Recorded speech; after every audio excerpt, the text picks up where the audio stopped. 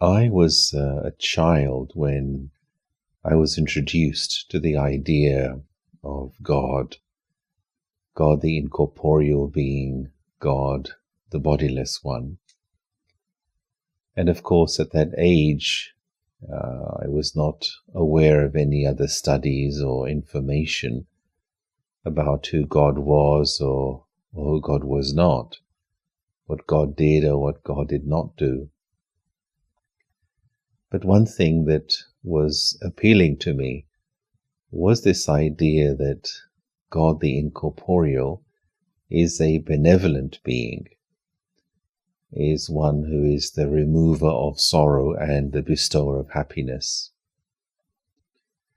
and not one who's checking up on you all the time and seeing all the mistakes you make. And so it became attractive to me to want to understand the nature, the personality of the Supreme Being, of the incorporeal one, and to explore how to use this in my own day-to-day life. Now, one of the things which was important to me as I was going through my teenage years was how to live a life of response to the human condition. So this was in the UK, in London, back in the mid to late 80s. And at that time there was a lot of talk about the problems in the world, the possible nuclear conflict, famines in different parts of the world. And I used to think that how can I live a life of response to all of this? What can I do to help? How can I contribute? And one thing became clear was that the best way in which I could be useful is to learn to work on my own self in terms of overcoming the root causes of all problems, which is basically ego consciousness, and then to help in providing an education so other people can also do that. And so this link or relationship with the incorporeal became more and more important. There's a lot of rhetoric and good wisdom around in the world about how to be a good person, how to live a life of values. But what seemed to be missing, and there seemed to be a gap here between what was being said and what was being practically done. And through my own studies, it became clear that without power, without that inner strength, it's very difficult to live a life of values and to place these high and noble ideas into one's practical life. So when I would meditate and remember the Supreme Soul and cultivate that relationship in my day-to-day life, what I found happening was that the best which was within me would come up to the surface. Now, it's commonly known that the company that a person keeps will color that person. And so both positive and negative influences come upon you according to the people that you choose to hang around with. And then the thought came, the feeling came, that if I can really connect with the Supreme Soul, who is the fountain of all virtues, all goodness, all truth, then it means that the best which is within me will also come up to the surface. And that's what I want. As a human being, one wants to discover what is the best within oneself. And I want to see that, I want to experience that, but also I want to be able to offer that to the world. I want it to be my contribution to the world. And a thought which would come to me was that if a person goes through their life without discovering what they are capable of, then has that person really lived? And I think of the example of an eagle, which is a powerful bird with powerful wings. And if it's born and it stays in its nest and it grows in the nest and it continues to stay in the nest, and one day it also dies in the nest, you could say it's been a comfortable life, it's been a safe life, perhaps it's been an easy life. But it's a shame that this bird, which could fly across many landscapes, it could see so much, it just didn't use what it has to do that. And the thought came to me also was that I want the best within me to emerge, to experience it, to discover it, and then to express it. And so it's only when I, the soul, am really in connection, in relationship with the Supreme Soul, that the best within me arises. And so that then became a daily decision that I need to, and I want to take some time just to experience that personal connection between I, the soul, and the Supreme Soul. As it were, to be face to face with that Supreme Being. And to have that experience of that close, that intimate, that very personal and private sense of connectedness. And then further, as I continued my life, I started working and traveling and so on. It became clear to me that one of the most astounding experiences is not just to know God, not just to know the Supreme, not just to experience living in a relationship with the Supreme, but then further also to experience being a representative of the Supreme in one's personal life. And it's a great wonder of God that God is such a being of humility, of course, that God would allow anyone who wishes to connect with him, with her, and live a life in which you are actually expressing and demonstrating God's virtues. And as one begins to do that, then also there's the exhilaration of discovering the personality of God, the incorporeal. There are two important principles which we often talk about in our study, which have been very important for me, and I know also for many other yogis. And I guess yogi life is partly about exploring, experimenting, discovering, and experiencing principles like these two. And one of those is this, that if I, the soul, if I take one step of courage, then the incorporeal, the Supreme, will give me 1,000 steps of help. And I know for many, this has been the experience so many times in practical life, that one is faced with challenges, difficulties, or you may be asked to do something which you feel is beyond your reach. But rather than making an excuse, but having the courage to take a step forward, to do the right thing, to face one's fears, to face one's feeling of inadequacy or incompetence, and do it anyway, then a lot of help comes. And so I experienced how, God is also a great, let's say, administrator of justice, keeps the balance of being very loving but also very lawful.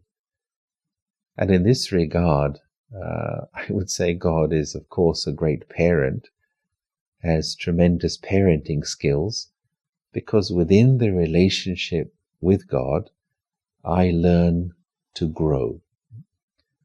If a parent were to give only love, then of course the child may manipulate or take advantage of that love.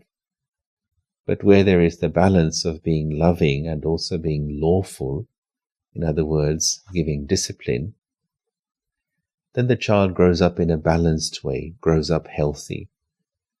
And this is the wonder of living in relationship with the incorporeal, with the Supreme, that every part of you becomes divine the closer you come in relationship to God. So, on the one hand, you learn to see your own weaknesses, and therefore you can work on them and overcome them. And on the other hand, your talents, your skills, your abilities, which may be lying latent within you, become activated and emerged. And so it's like a kind of all-round development of your personality as you come into this daily relationship and experience with God. Then the second important principle is the one that we phrase as Sache Dil Pe Sahab Razi, that the Lord or the Supreme is pleased with an honest heart.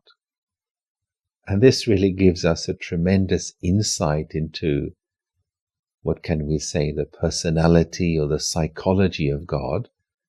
That the thing that God loves the most and is attracted, if we can say, by the most, is cleanliness of the heart, a true heart, truth or purity in one's intention, in one's motive behind what one is doing. And that's a great, let's say, a great thing to understand. Regardless of one's ability to do something, but more important than the ability is the motive behind which I am doing it. And so then that became another great lesson for me, that whenever I am maybe doing anything, especially in terms of some kind of spiritual service, question is, how clean is my motive as I do whatever I am doing? And for me, cleanliness of motive means to be beyond the feelings connected with the words I and mine. To be beyond ego, to be beyond arrogance, and to be beyond a sense of possession or selfishness. These two things I've understood to be spiritual dirt or spiritual pollution, feelings of ego and feelings of possessiveness. And when I clean these out of myself, when I work on really making my motive clean, then the feeling is as though, God's energy, God's presence, God's support comes, and whatever I am doing seems much more easy, fun, and becomes successful. One very beautiful sentence I once heard shared by a senior yogi teacher was that your mind is like a garden, and if you keep your garden clean, then God will come and take a walk in your garden.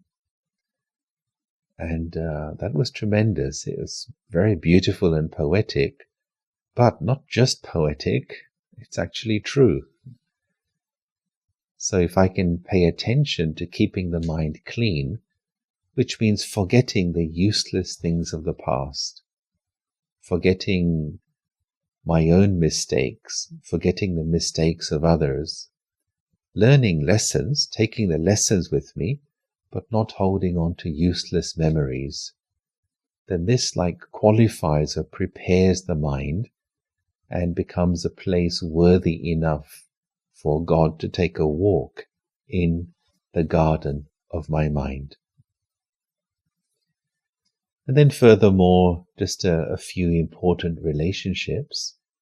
One can, of course, experience any kind of relationship with the incorporeal according to your own personality, according to what's in your own heart. So, for example, one of the main ones I would say is God or the Supreme as a father. And father, of course, has many, many attributes, many characteristics: protector, provider, support, educator. But also I would add one which I relate to a lot, is that father means one who gives me identity. Whatever is the identity of the father is also the identity of the child. And so one phrase which I like very much is that one of the titles or attributes of God is He is Sukhdata. He's the bestower of happiness. And so then I remind myself, well then who am I? I am a child of Sukhdata. I am a child of the bestower of happiness. So in any situation, what should I do? If there's a situation where there is not happiness, or somebody else is, holding a grudge, or there seems to be heaviness, what should I do? As a child of the bestower of happiness, let me take the initiative to share happiness, to bring smiles, to create joy. Let me not wait for a situation to change or somebody's mood to change before I share happiness, but as a child of the bestower of happiness, as a child of Sukhdata, let me be the one to do that first. So being aware of being a child of God, in this case, just helps to change and to upgrade the awareness and to create the impact of taking on this title of being a child of Sukhdata. Furthermore, I would add that God as a teacher is another very important relationship for me. To study the knowledge which God relates, especially at this important time that we're passing through, to understand the context of why things are the way they are in the world, especially nowadays with the darkness that seems to have descended upon humanity. Why are things the way they are? Why do bad things happen to good people? Why do good things happen to bad people? Is there such a thing as injustice? Why do people fight? Why are we passing through this pandemic, and yet still there is more and more conflicts happening in the world? So God as a teacher guides and creates context. And context for me was essential to know, firstly, why things are the way they are, and secondly, how can I make a best contribution to help things to change? And so I deeply appreciate the knowledge that we study, because it gives some meaning and purpose to daily life, rather than just being pulled along by life as a passenger, but how to make a meaningful contribution. And then let me just add one more, and this could be to experience God, to experience the incorporeal as a friend. And of course, friends are people you choose. You choose to hang around with them. If you think, for example, of how many friends you had in your circle when you were at school, it may have been, let's say, 10, 15, even 20 in your general circle. And when you're 20, 30 years older, then how many have you kept in touch with? It tends to be people you feel close to, tends to be people you find easy to communicate with. So friends are people we choose. And in this regard, my experience is, yes, the incorporeal, the supreme, really is the true friend of the soul. That when everyone else may have abandoned you, when everybody else may have moved away to take care of their own lives, but still standing there as the dust settles, as the smoke clears, still standing there is God the friend, the one who knows me better than I know myself, the one whom I can trust, the one who is honest with me, tells me not just what I like to hear, but what I need to hear, the one who is loyal and is with me through the good days and through the not so good days, on those days when I am standing at the top of the hill, but also the days when I may be walking through the valleys. And so these are some of the relationships that I found useful and important in my own journey, in my own relationship with God. And let me just finish with a little symbol I like to do with three fingers. It's like this, that at the beginning of the day, the first thing to do is represented with the thumb. The beginning of the day, first I need to connect with my own self. That is, I must remember who I am, that I'm a spiritual energy, I am a soul, I'm incorporeal, I am an actor in the play of life. So that's represented by the thumb. And then this finger here, this represents then the second thing to do every day. That is to remember the Supreme Soul, to remember my personal, my private connection with the Supreme, and spend some time in that silent communion, in that silent communication, that silent conversation with the Supreme, and experience the Supreme's blessings upon me. So having some personal meditation to experience that connection, that relationship. And then comes the third finger, and this then represents other people. So people who may be living in the house, or things you have to do for the day, or the messages to check on your mobile, or you have to look at what's happening in the news, or the weather, or the traffic, all of that. And so it's like, these two are really the foundation of the day. First, let me engage with myself. Then let me engage with the Supreme. Then let me engage with life. And so I believe if we do things in this order, then the day has a solid foundation. And when there is this solid foundation, then through the day, when there are challenges to my peace of mind, challenges to my happiness, my peace and happiness will still be intact. Thank you, and Om Shanti.